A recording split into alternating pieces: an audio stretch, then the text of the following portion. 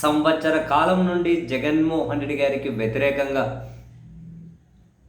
ఏదో ఒక పథకం రచించి ఆయన బద్నాం చేయాలి, ఆయన మీద కేసులు పెట్టాలి అని పాలకపక్షం చేస్తున్న ప్రయత్నాలు, పాలకపక్ష మీడియా చేస్తున్న ప్రయత్నాలు పూర్తిగా బెడిసి కొడుతూ ఉన్నాయి. ఏ ఒక్కటి కూడా సక్సెస్ అవ్వడం లేదు. ఏదో చిన్న చిన్న స్పేసులు దొరికిన జగన్ను బద్నాం చేద్దాం, కేసులు పెడతామని ప్రయత్నాలు.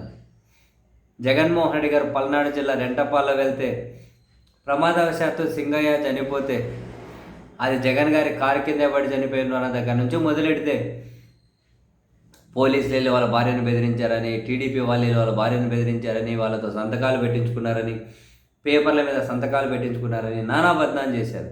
సీన్ కట్ చేస్తే వాళ్ళే తిరగబడ్డారు.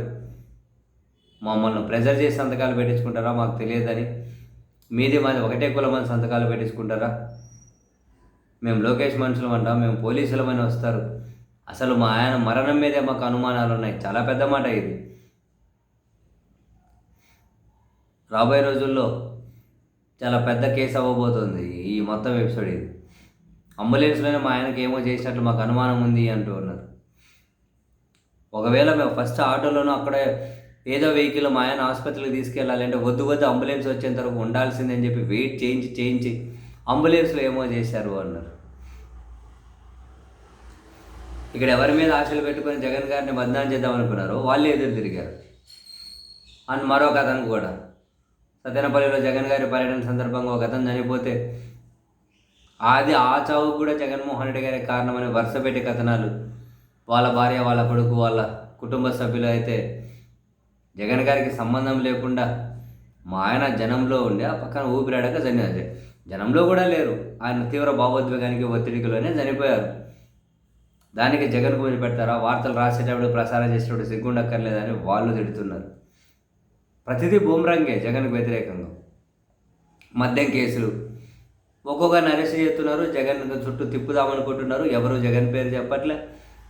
పైగా మీరు అడిగింది మేము చెప్పము, మీకు కావాల్సింది మేము చెప్పము, ఉన్నదే చెబుతామని చెప్పి ఆ సిట్ విచారణలో కూడా మద్యం కేసులు రిలేటెడ్ వాళ్ళందరూ కూడా జగన్కి సంబంధమే లేదని చెబుతూ ఉన్నారు. జగన్ పేరు చెప్పండి, ఎందుకు చెబుతామంటున్నారు. మాకు సంబంధమే లేదు, మమ్మల్ని ఎందుకు తీసుకొచ్చి అరెస్ట్ చేసి విచారణ చేస్తున్నారని చెప్పి అడుగుతున్నారు దాంట్లో అరెస్ట్ అయిన వాళ్ళు. సో ఏదో ఒక విధంగా చేసి జగన్మోహన్ రెడ్డి గారిని బద్నాం చేద్దాం, కేసులు పెడదాం అని చెప్పి వాళ్ళు గట్టి ప్రయత్నాలు చేస్తూ ఉంటే ఎక్కడే కూడా అవి వర్కౌట్ అవ్వడం లేదు. మరి పట్టుబదలని విక్రమార్కులాగా ఇటువంటి ప్రయత్నాలన్నీ చేసుకుంటూ పోతూ ఉంటారేమో. జగన్మోహన్ రెడ్డి గారికి వ్యతిరేకంగా ఛాన్స్ దొరికేంతవరకు చూడాలి మరి.